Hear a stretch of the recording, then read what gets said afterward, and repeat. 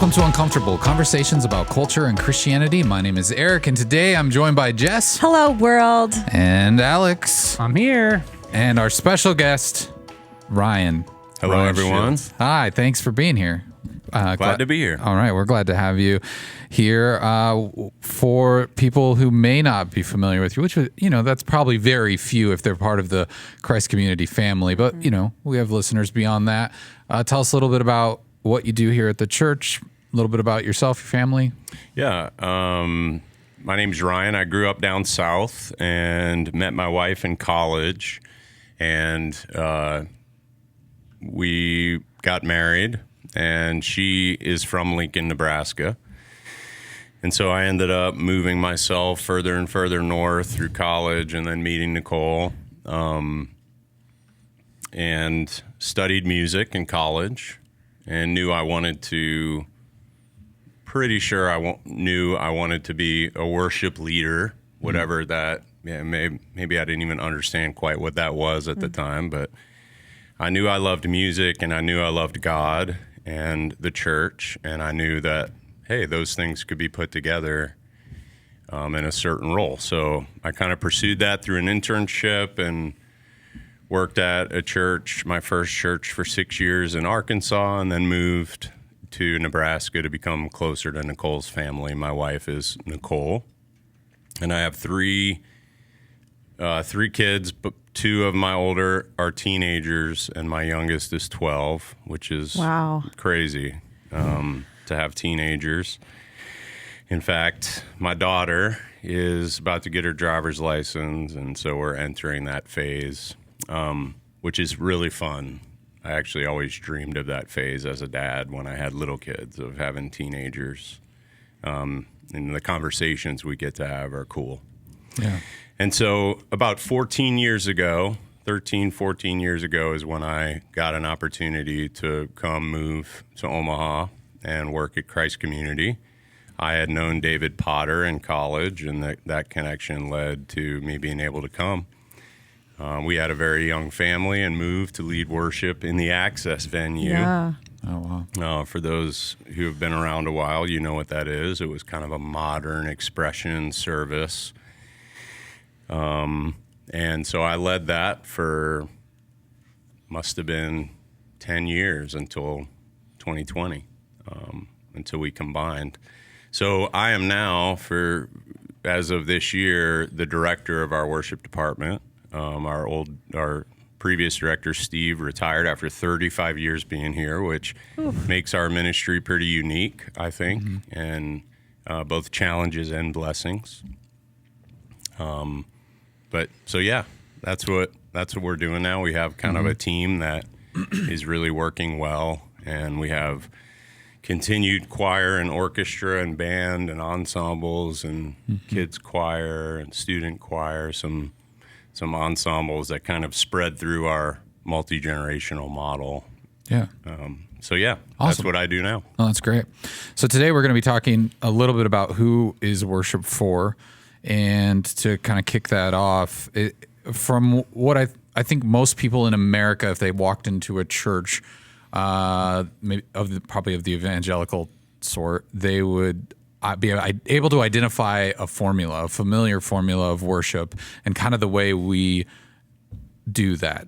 Whether it's, we open with the big song, and then we do a welcome, and then we do a couple more songs, and we maybe kind of go to the softer song towards the end, and then, you have someone come up and do some announcements. You have a pastor come up and speak, and that's, here's your Sunday formula. We probably subscribe to that a little bit for the most part, that's similar to other churches, but we also, we have a little different approach too, because of the multi-generational, I think, choir, orchestra, all of this stuff that's maybe not found in other churches. But how do you, how do we get to where we are as a church? If people were to look at that, you mentioned Access. We used to kind of split this very traditional service with a more contemporary service. And would you say that our formula is pretty similar to what you'd find anywhere else in America, or is it kind of unique? Well, first, I don't know if you guys have seen this video, but it's kind of an older parody video that North Point Church put out, probably close to when I started working here 15 years ago. And it was a parody, and so they had this worship leader that actually, the song was opening song, opening I have seen this. big lights and drums.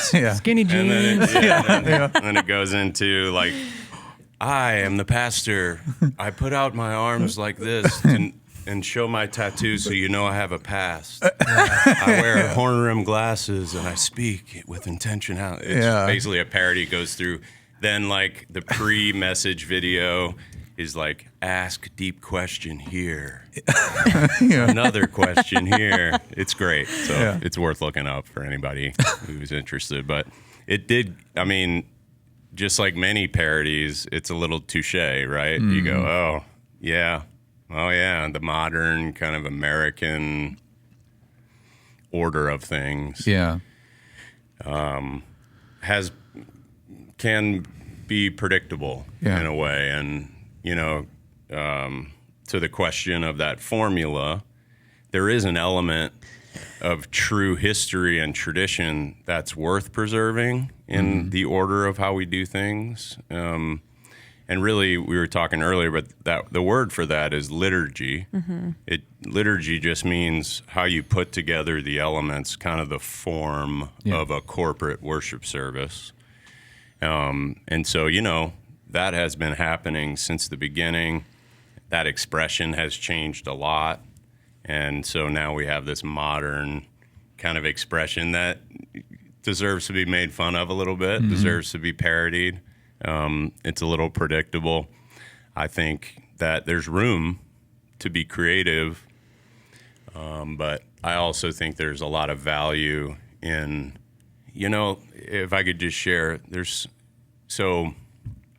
a power in singing together, singing the same thing together. And so there's power in a song we all know. Yeah.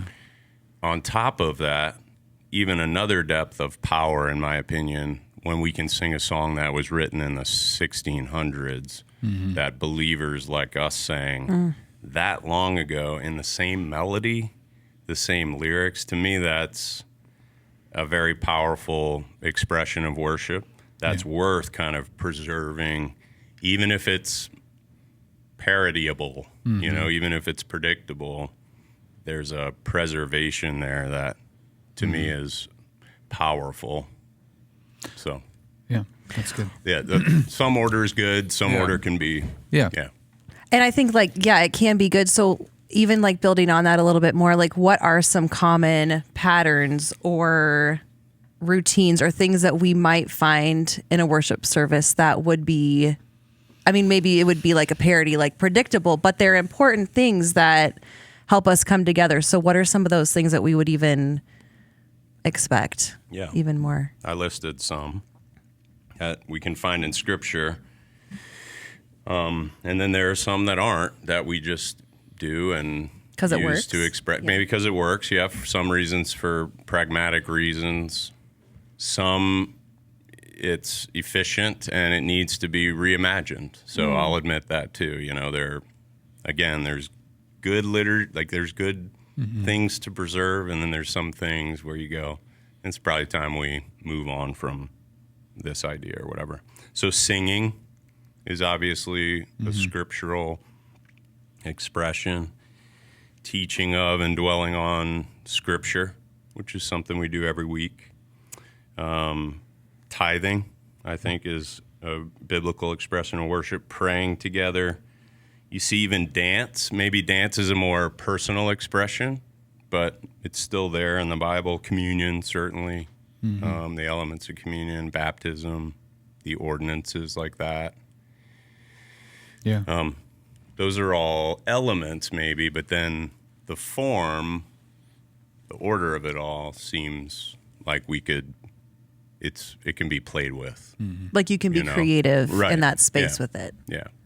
Yeah, and I think probably all of us, and maybe this is a caveat just to mention before people go too far down, would acknowledge that worship isn't just, and we'll talk about this more, isn't just music. It's not just this hour on Sunday. Like, it can happen other places. But obviously, we're talking specifically about how we formulaically have put it into a church service, in a building, with all these settings. But why do you think it's important, as you've talked about the liturgies, and I think maybe we'll dive into that later, because I think liturgies are so important to shaping our hearts and building confidence and really building muscle. I mean, you don't even build physical muscle without proper liturgy of getting to the gym, doing all these certain things.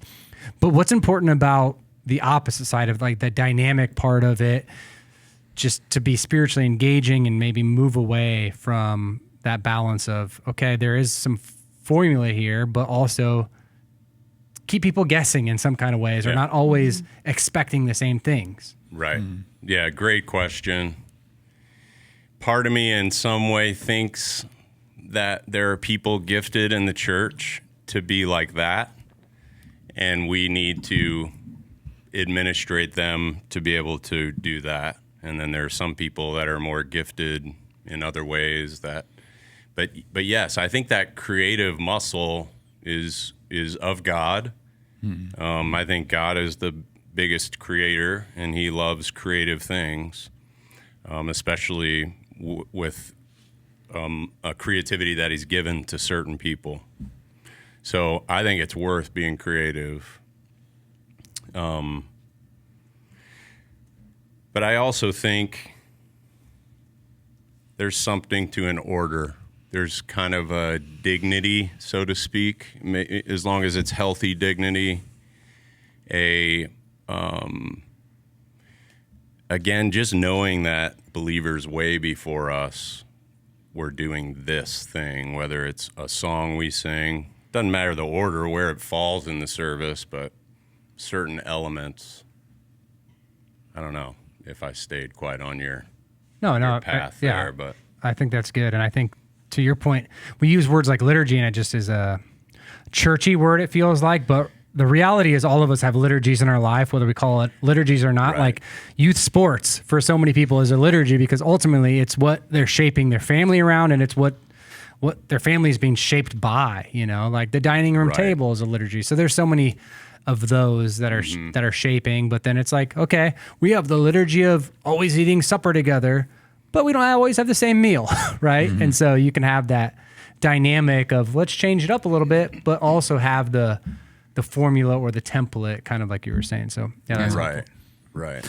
Well, I think one of the things when we're talking about musical dynamics and maybe some of the unexpected there is, I guess if I'm being honest, it's a part of the worship that's I've always struggled with a little bit. Not that I think it's anyone's intentions, but especially in a modern context, you can get to a place where you can almost manipulate people's emotions and it kind of evoke emotional responses, and that can be, we're doing a hymn, and I'm nostalgic for that. Like that's what I grew up singing. I love that. Or it could be like, the church was really booming in the early 2000s, and there's just some songs, like a chorus or something that's just going to hit me in a way that, it's going to take me back to that place that I was when I first heard that song, or maybe my faith was young then, and I just, so none of that's bad to be reminded of the goodness of God and why we worship Him, but it does feel like sometimes it can kind of borderline on, manipulation, or at least like you're trying to get something totally out of people. Yes. But what to you, like how do you balance that? What are your feelings even just on that statement? Yeah. I fully agree. And it seems there's a thin line between emotion or using techniques to keep people's attention and to give them every opportunity in their mind to engage with the truth that's being shared. Yeah. And manipulating them emotionally. Thin line there, I would say. Yeah. And so it seems like a lot of a hard issue on the leader's part, on my part. What is our intention in our planning? Is it to be like, let's get them here emotionally. And I think that's probably where some of that fast song and then you slow it down kind of thing maybe comes from, is it's just one of those techniques that has seemed to work. Like, you know, people are coming in, you do something kind of, maybe you can clap to it, get them engaged, and then you kind of bring it into more of a worship, like a submission of worship and adoration to God. So it is an interesting distinction between corporate worship, though, and kind of our personal worship. And sometimes they clash, I find. Like, one of the notes, I don't want to get too far ahead, but in some ways, is it possible that we're actually more worshiping when we don't like the music than when it's like right up our alley? You know what I mean? It's more because worship is sacrificial. really, and so to me, when I think about weekly, daily worship, it doesn't have a whole lot to do with music. So that music part, along with all the other expressions of a corporate time, are designed to have some order, because it's people that are trying to do the same thing in the same direction for this next hour. So if it was just always like all this unpredictability, it might go too far, in my opinion. So there is kind of a difference. Yeah, the balance. I feel like I'm kind of getting off. No, you're good. No. That's that's dead on. I feel like this is like getting my brain is just like churning like a Good. little machine over here. Because I mean, even just thinking about the role in worship,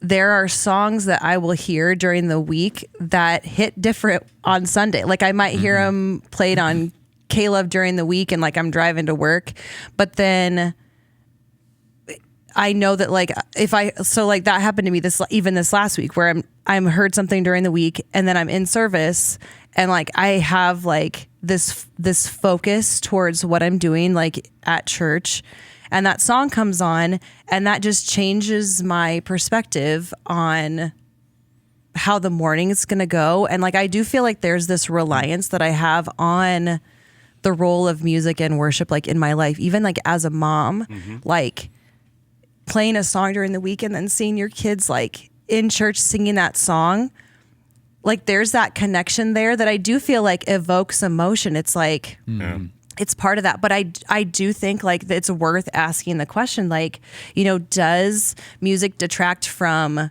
genuine worship? Because I really like, even in this, like I'm thinking about this last Sunday, like I heard this song so awesome, like in worship on Sunday. And then I'm like, what am I as prepared to like receive from what Mark was going to say?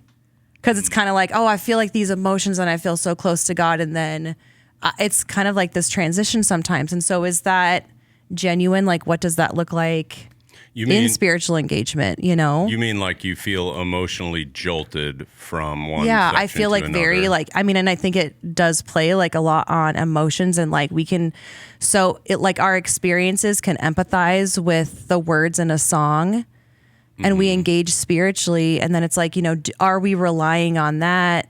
And like, what does that reliance look like when also, I mean, we're going to hear a message in a sermon and that's going to engage us spiritually, but do we rely on this too much and miss this? Like, I think that there's just a lot. I mean, there is I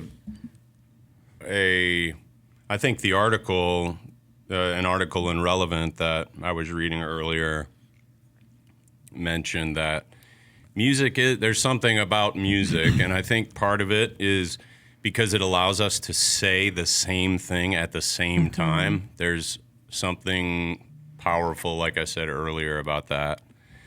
But emotions are of God. I think maybe that thin line is where those emotions, what is causing them, you know? We went to, Nicole and I, a while back, 15 years ago maybe, went to a big church. I don't know if I can say it on here, but it's a big church in Houston. Let's just say that. And maybe the largest in the country. Does the pastor's name rhyme with Schmoll Schmolstein? That's the one. And we went in there. That music, I mean, Nicole and I looked over to each other, and we were both like welling up with tears just because the music was gorgeous and beautiful and so good. And the words were true that we were singing for the most part. When the message came, you know, it is what you'd expect there. And when we left, we were analyzing with ourselves what caused that emotion. That's an interesting thing that just happened. Was it based on truth? Was it based on beauty? Was it based on art? Because that stuff moves us, and it should, because God created it, and he created it to be beautiful for our enjoyment, I think. And I think music is in that category. So, yeah, the transition and the flow of that emotion, though, kind of back to the topic of manipulation. It's interesting because you mentioned that, and I think sometimes from the church staff side, we kind of get into the nitty gritty of like looking at things and thinking of songs and like, is this going to be good fit or is this going to be whatever? And you talk about it so much that when Sunday comes around, I'm even like blown away sometimes where I'll just be in the room and like I know what's going to happen. We've talked through it. I've heard it, and then that moment comes and I'm just like overcome with emotion. It's like I don't know why this is striking me this way. Like you would think you would almost be numb to it at that point, but I do think there is something just so powerful about music that it connects. It is kind of that bridge from the physical to the spiritual realm that it grounds us in that. It opens us up to maybe be more vulnerable in those moments, and it's just really powerful. Absolutely. I believe that too. Another little piece of the history that I tend to think about, whether the song is old or new, but no matter what the song, life, if you think about it in those hundreds of years ago, was tough. And these churches weren't like our churches. They were groups of people that had hard lives. And not that we don't, I'm not saying we don't, but it was just different. Yeah, for sure. And that singing time was like, you know, let's just be real. That dopamine hit, that is a real thing. And God created that chemical. And I think that's okay. That doesn't mean we were emotionally manipulated. Yeah. In fact, I think for worshipers of him, if we really are, which really only we and God know, but that's a gift from God, those moments. Yeah. I thank him for those moments, especially when I'm on stage and I get to have them, because it's harder to do when you're thinking about the details and all that. Yeah. But God, every now and again, I'll be overcome with emotion, and I think it's a gift from God. Yeah, I think that there is something powerful too about, and churches have done this for generations before loud sound systems and before even the modern instruments, rhythm, like rhythm in memorization of truths. You know, we go back to the Shema, and you go back to so many different things in Scripture, the Psalms, and a lot of these were written with chiasm and written with these things that made them memorable so that they would stick to the heart of people, you know, and so that they would pierce, you know, first somebody's their knowledge in their head so they can understand it, but then it would dwell deep within their hearts, you know, and Scripture talks about writing the Word of God on our hearts, and so much of music is writing those truths on our hearts when you're in the midst of a struggle or a moment, and then boom, that truth just is overwhelming to you, and it's been memorizable because of the rhythm that allowed it to be. So I think music is such a powerful catalyst there. I want to take the curtain back for maybe people that are listening that have no clue, like how do set lists happen around here at Christ Community Church? What songs make it on the set list?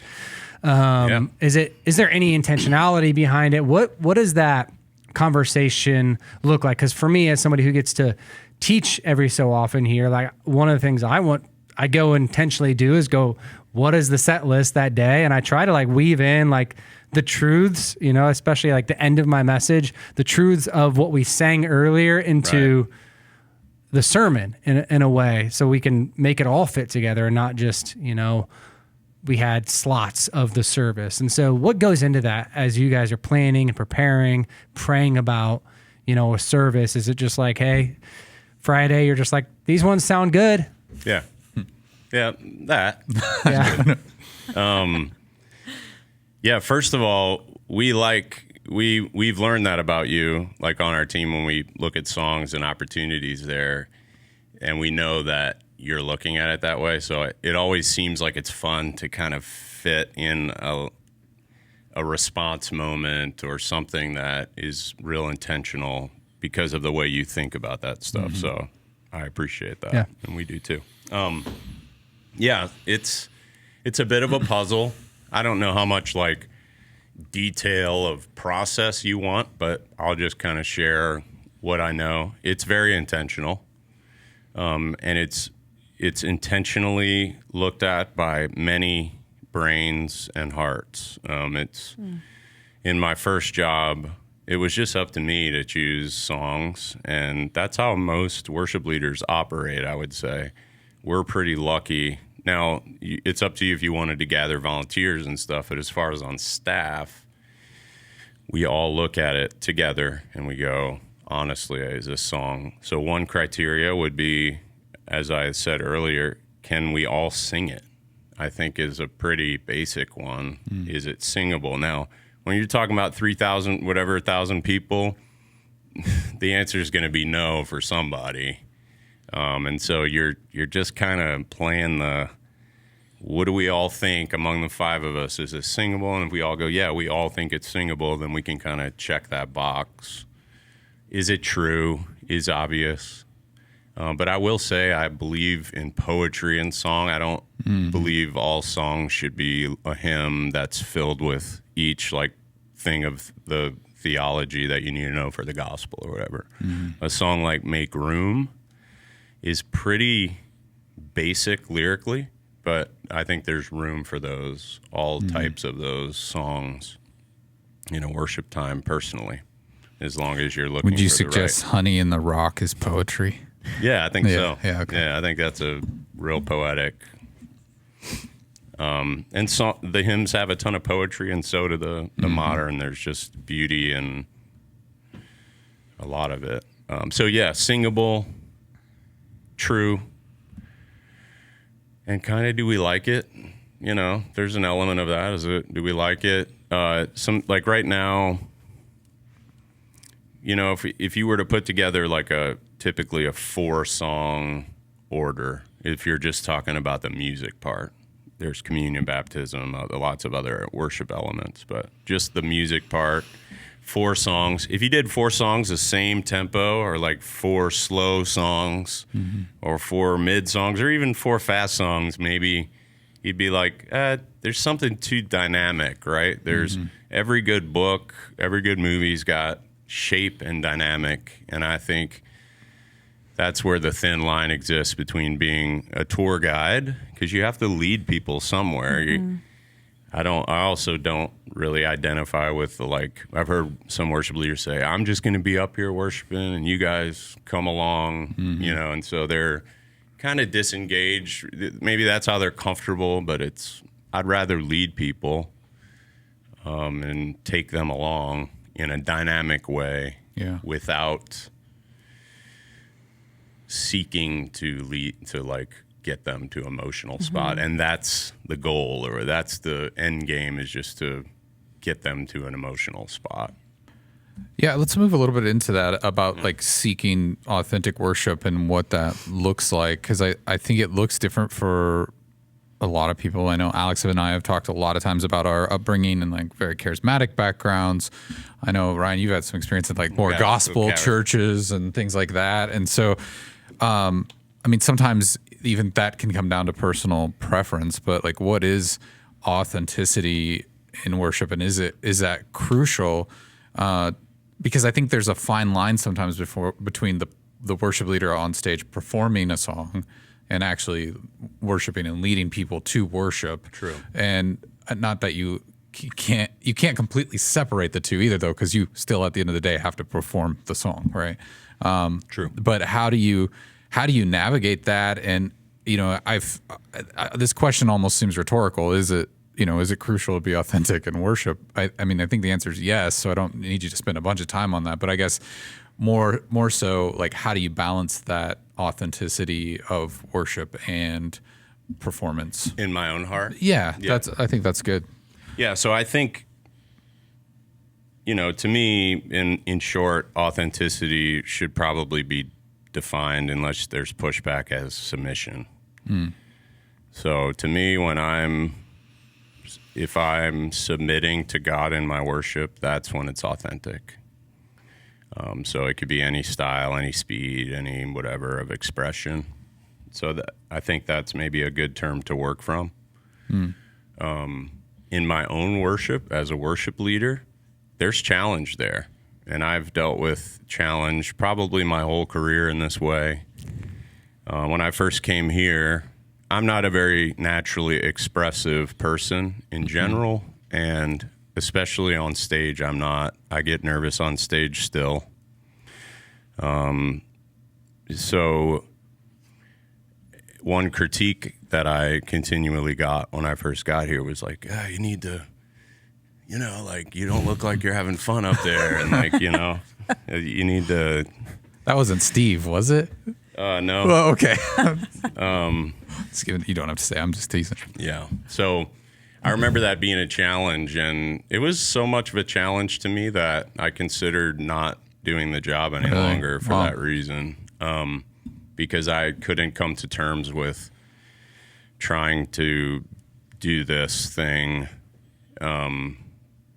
that wasn't me, I'll say, though, as I prayed, I feel like I really learned something from God in that moment, that it doesn't, you can grow in an area without calling it not being yourself. And so I kind of, even though I don't fully disagree with my initial sentiment of like, I'm going to be myself. So there's a limit. But if I need to grow in this area, and, I'd look at myself back online, still do sometimes, to be honest. And what I remember feeling in that moment of worship is not at all what it looks like on my face.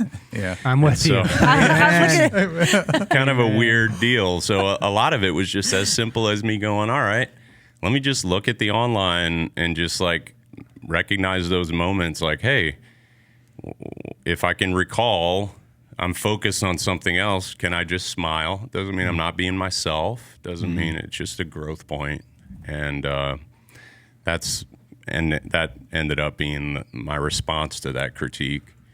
And then I think, I'll never be maybe what some people wish was like the energy I had. And I'm okay with that. And I like that we have other people on the team that are free to be at their energy level. And so authenticity to me is really submission to God, but in our corporate expression, it is a little trickier, and I think that's probably more what you mean, the corporate authenticity of leading, because you're performing. You're right. You can't get away from the fact you're performing, at least as long as we're going to do it like we're doing it in America right now. Yeah, it's. Well, and it goes.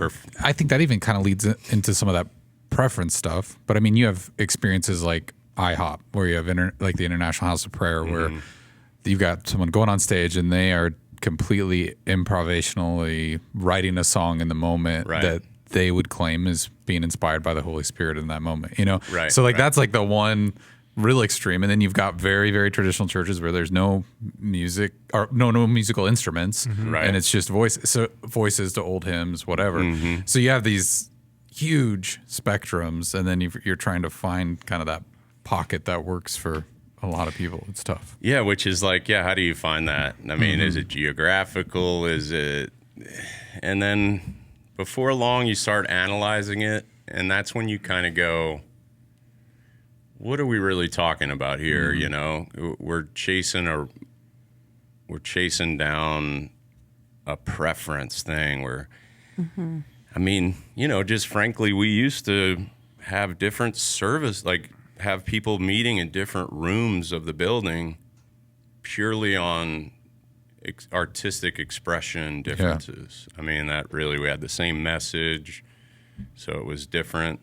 music, different lighting, different vibe, different leaders. And so, in a way, we ask for that, like a little bit, All the while not in a bad saying, way, but we don't want consumers, but then we're like bending towards consuming, like what your preference is. And I think that's just an easy thing for people to do, is to leave a worship service unsatisfied because their needs weren't met, when it's not actually about your needs being met, And so that's where I think like that heart check. It's a funny dichotomy that we've kind of created a little bit. Is that it's become about us at the end of the day.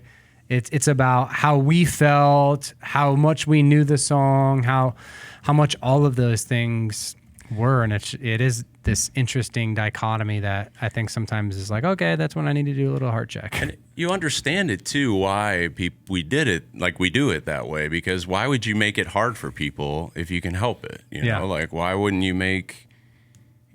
put it together in a way that people can easily engage with not a whole lot of distraction? If you can help it, do that. But then you go so far. Yeah, I also think a lot of people maybe are in a consumer mindset, but I think there's a whole nother section of the room that desires authenticity so bad.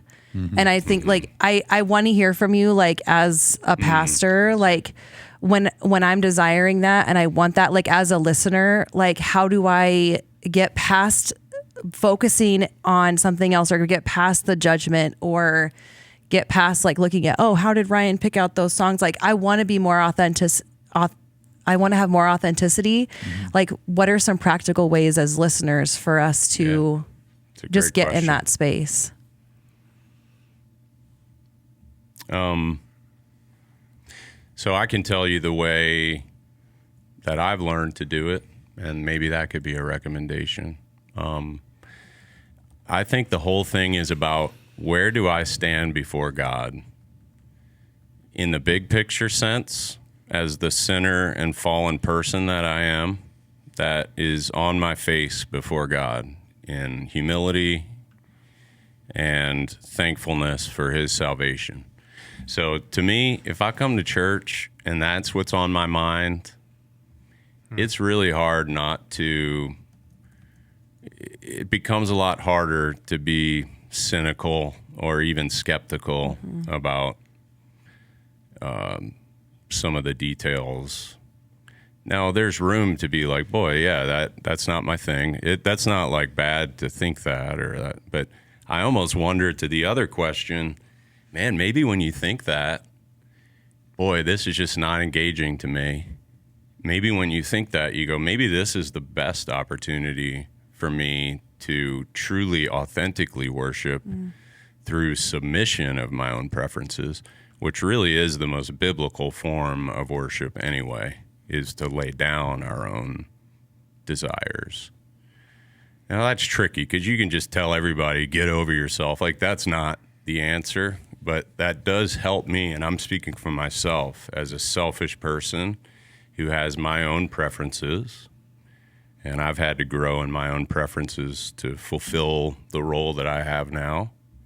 But, man, when I think of my spot before God, it's hard not to be humble. That's really good. So, yeah, that is good. You gave me this thought that is completely random, and I'm sorry, it's a tangent. But now, when you said you're selfish, I want to know, it's your 35th year at CCC. You're retiring, and if people don't know, when Steve retired, he had, we had pretty much Steve Yost Sunday, where he put on this big extravaganza of music from over 35 years of his career, and it was it was a really fun time. But I'm like, man, what would Ryan's Sunday look like? Anyway, you don't have to answer that if you don't want to. But it's like, it would probably look really different, right? Because it does somewhat. There is a reflection of the worship leader that is going to come out. Their personal preference is still going to be there to some extent. That is a great point, Eric. Yeah. And it would be lying to say that you can unbias yourself completely if you have any chance to pick songs or like. So yes, There is going to be a style rub off of whoever the leader is. I do think that's one benefit of doing it together. Yeah. But so if there's worship leaders out there listening right now, how would you kind of boil some of this down? Like, where would you tell them to embrace the formulaic side of this, and maybe here's how you could maybe rail against that too a little bit? And for worship leaders out there? Yeah. I think like if people are kind of, or if people are just leaders at churches and they're having these conversations with other worship leaders, or what are there? Maybe they're a congregant and they just are curious why things are done the way they are, or how they could be different. But I mean, maybe you could share from your personal experience, or what's your opinion? But how do you lean into the formulaic side of that and own it and just go, this is good, but then also, hey, I want to, we also need to stretch our wings and have some of that spontaneity and let the Spirit lead us as well. Right. Well, I mean, if you're a worship leader and you've been at your church for 2 years or less, I would do it the way they did it before you got there. So we'll just start there, at least to start. Every community has its own personality, and so really the heart behind liturgy and formula or order is to engage the people that you're leading. And so, yes, I believe that there is stretching, and especially stretching our hearts to become more like God, not only stretching our ability to express in ways that are uncomfortable. So we should be challenging for sure, and even challenging ourselves to be creative. How can we be creative with Christmas this year, Easter this next Sunday? How can we bless God by giving our best creative selves to this moment? Is all good stuff. I think serve your people is what I would say. Yeah. Use the form to serve the people that you're entrusted to in leading and worship. Yeah, that's good. And I think there's room for both. Stretching and traditional liturgy type of pieces. So Yeah. How do we, we're at a point, and I think maybe you can even speak into this, where we're a church that really did create our own monster in some ways by creating all of these services with different worship styles and allowing different preferences. And people would literally pick which service they went to based on their preferences. I mean, that was the only difference, really, if you think about it. Yeah. So we're in this unique space where I think we're still discipling people out of a mode we discipled them into. Sure. So how would you, or how is the team, and I think it's been a few years, how are you guys intentionally discipling people in that space, and people that were a part of literally two different teams? They didn't even know each other existed, like the Access Band and Connections Choir, and then the Traditions. So Yep. How have you guys intentionally discipled congregants that are part of worshiping that, and what are steps you're taking, and how are you guys being intentional, continually about that to not create these silos again, I guess? Right. Yeah, it's a great question. And it's funny because we can see, I think we see almost like, we see potential other silos sometimes, so we want to be aware of those, but we also don't want to be closed off. So you kind of can almost think of I can almost put myself in the shoes of 25 years ago when a service like Access was created. And you go, okay, these are good motives, and these are, like we want to, I mean, there's reasons to do it. And then probably just like any other human organizational thing that we try to make work, it just leads to unintended negative consequences in a way. Goes from serving us to us serving it. Right. There you go. Way. There you go. So yeah, the transition began maybe 5 years ago, 6, and then really kicked in 2020 when COVID hit. We went online only. That forced us to like combine next week, kind of, you know, like it forced us to figure a lot of stuff out, and there was a lot of discipleship need there as well. And I think it's almost like somewhat of a withdrawal from like having our preferences met. And you know, it's funny, even in the separate services, there were still people that were unhappy with even that narrow of a preference thing. Then you still got people unhappy. Oh, we should do this, and you know, so even when you try to do that, you still have the same result. So there's a bit of a withdrawal. And the way that we try to disciple people is whenever we can have conversations with them, just to share our heart. Because I think I can understand like some of the, why are we doing this? Why are we doing that? Because, man, we've had the same leader for a lot of decades and a lot of trust built there, and not as much trust built with the current team. And so discipleship equals building trust and speaking truth.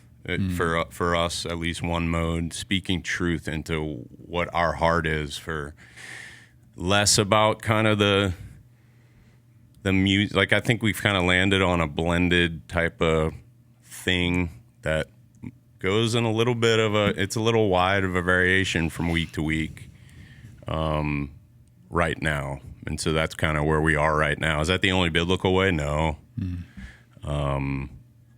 Is it the only good way? No. Is there a better way? Maybe. So. Yeah. That's good. I don't wonder know if that answered again. what's the way you would encourage people to bring those concerns and that feedback? Like, what's a healthy way to do that? Because Sure. I think one of the things I realized when you question, yeah. when you deal with it is. people, it's like selfish motives and not selfish motives, or maybe just they don't see them as selfish, but it's just a heart thing in some ways. it's not always you know, it's not. Sometimes they're Yeah. like, why don't we do this, or why don't we do that, or what's like a good way for people to approach that? I mean, I'm sure you've seen it out of anger, but that's obviously not the right way to do it. What's kind of a healthy way to engage with us, like the church or you, or when they see you after a service and they're like, great job, or man, I really wish you didn't do that song, or whatever it is, you know? Yeah, I think, I mean, you can just tell us.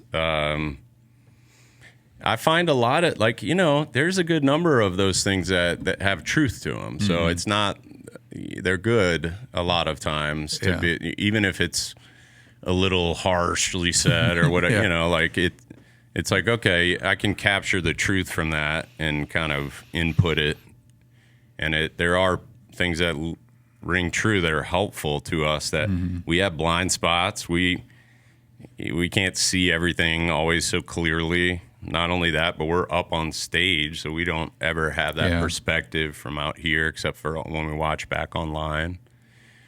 So I like to hear feedback like that. And then sometimes you can just kind of tell that it's very preference driven, and that's okay too, but you can just you can tell if it's like something that is like, I'm concerned for the church people in this way. This could serve the church people better versus like, I like this, and where's, you know, because like, I think we've even seen feedback where it's like, oh, this is a Bethel song, and I don't agree with Bethel's theology as a church organization. How could we ever sing a Bethel song? Like, you know, and like, how have you handled those instances? Is that, you know, like, is that something you go, oh my goodness, I didn't know that, we'll never sing it again? Or do you go, no, there's truth in this song. It doesn't mean we agree with everything that this church is maybe representing, but we can. To me, that's the reasonable way to think about it. I don't know, the second one you said.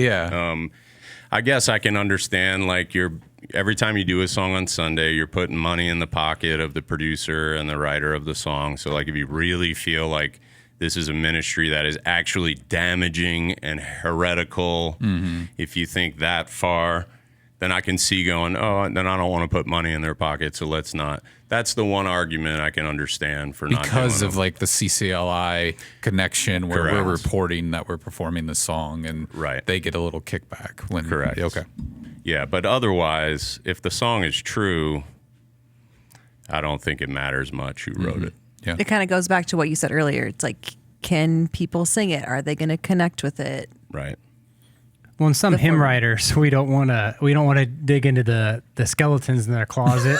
Yeah. Yes, because there's- absolutely. Some of the songs we revere are written by by flawed people. Yeah, I mean, at the end of the day, they're written by flawed Yeah. people that God gave a gift and they were stewarding that gift. Maybe they weren't stewarding every other part of their life wisely, but man, Good point. they had hearts that were maybe, just like a David for God, and yet they had some messy stuff inside of their life. And thank God, all of us, that God uses flawed people, or we'd all, be unused, and so The healthy way to come is just to tell us. I mean, written communication, come walk up to us. Usually we deal with them pretty unemotional and just try to say what's true. And even if it's like, yeah, we're kind of struggling in that area, you're right. Yeah. So we'll, so we want to, there's healthy ways to answer your question. Yeah. I never No, that's did good. quite I wrap think that that's one good. up. Yeah. and music is so complex. I mean, we're not even talking about lights, and we're not talking about stained glass yet. We're not talking about volume. We're not talking about instruments. We're not talking about who's mic'd up. We're not talking about all the other So dynamics true. of Yeah. Very true. different vocal ranges. Like it's just so much complexity that falls into that. And a lot of songs are popularized by people that didn't even write them. It's like someone Right. else. So there's so much complexity and nuance that people, when we talk about that all the time on the podcast, people don't. Yeah. Well, even down to genre, like a lot of times it's like most of these songs, I mean, they used to all sound like U2. Now they all sound like Coldplay, and it's like, that's not even what, I mean, a younger kid coming into the church is going to be like, well, this still sounds like old person music Yeah, to me. a little bit, Even the right. most thing that we think is like cutting edge and modern, they're kind of going, oh, there's no hip hop in this. There's no EDM in this. There's no whatever. And so even when I think churches think they're really pushing boundaries, or maybe even congregants think that churches are pushing boundaries, they probably haven't even gone that far into Yeah. like different genres or styles that are possible. It's tough to put a pin on an entire generation. It's impossible. But it seemed, if I would like to believe that the future of worship in the church is more about not trying so hard. And my kids can see through when people are trying hard from Yeah. it's so easy. Yeah. So like, and then if you feel like I'm not saying this about us necessarily, but and then if you can see the whole church is just trying a little too hard, Yeah. I have to think that, and I'm kind of encouraged by it in what we're doing in our church. It's a little painful because of maybe the withdrawal, so to speak, but man, I think we're doing what's right, and also I'd like to think that maybe thinking ahead a little bit into like, what if the future of worship isn't so style oriented and it's about a family of people getting together and singing all kinds of stuff. Yeah. And we kind of all realize that it's about submission and about kind of laying down our preferences. If we can get to, I feel like I would love, and maybe that's not till heaven. It may be idealistic, but it seems like the whole sounds like U2, sounds like that. Like, where else is it go? Yeah. I mean, it's, so to me, it's a little tired, Yeah. I guess, to thinking of it that way all the time. Yeah. As you keep saying, it's not about our preferences. I'm reminded, and I went and found it. There's a guy named James K. Smith. He's a philosopher, and he talks a lot about liturgies in a book he wrote, You Are What You Love. And he talks about worship this way, and how you've been talking about it reminds me of it. I think it's so good. He says this. He says, worship is the arena in which God recalibrates our hearts, reforms our desires, and habituates our loves. Worship isn't just something we do. It's where God does something to us. Worship is at the heart of discipleship because it's the gymnasium in which God retrains our hearts.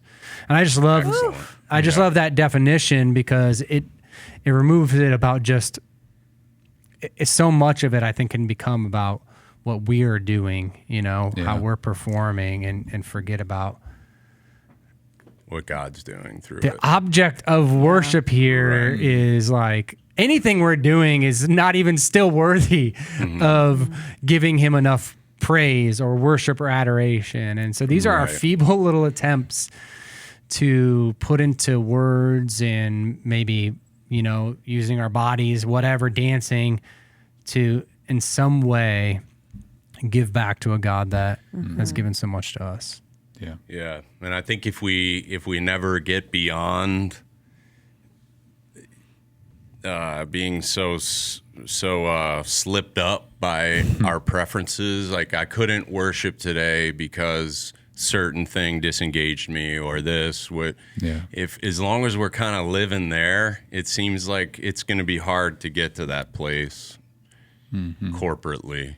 And so, man, that's a beautiful picture. Yeah, and sorry, one more thing I will add is that another uniqueness that our church just overlayered recently is like we have an entire deaf ministry. Like we just hired a deaf minister, and we're talking about music and how this engages them, and we're trying to think about, okay, for people that an entire segment of a worship service could automatically disengage a group of people. How do we continue to think through those people in that kind of way? People that are deaf or hard of hearing, and we're thinking about implementing, other ways to help them engage with, a service and worship and closed captioning and a lot of those things that, we were having a conversation with Carrie, who is our deaf minister recently, and something that she mentioned, she signed that really struck me as we were talking about how distracting maybe the words are going to be on the screen for people, or someone was saying how distracting it might be, or